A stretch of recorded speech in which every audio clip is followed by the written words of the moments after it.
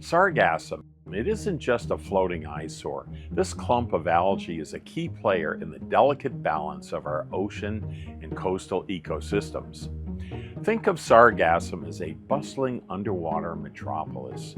From tiny fish to majestic turtles, it provides food, shelter, and even breeding grounds for countless marine species. So what's all the fuss about?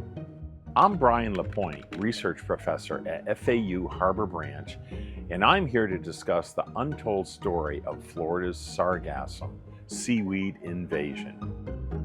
Massive amounts of sargassum from the tropical Atlantic Ocean, known as the Great Atlantic Sargassum Belt, has caused significant disruptions to both ecosystems and economies, particularly in the Caribbean region. When sargassum washes ashore in excessive amounts, its decomposition releases hydrogen sulfide and ammonia, posing health risks to humans and the environment. So how do we manage this seaweed without evicting its underwater residents?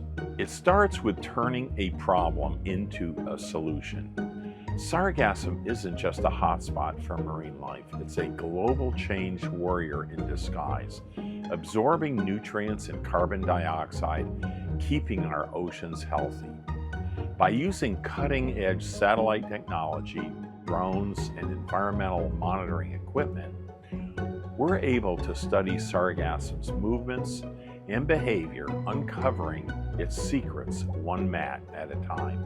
By understanding how those mats form and grow, we can manage them sustainably, protecting wildlife while preserving coastal ecosystems and beaches.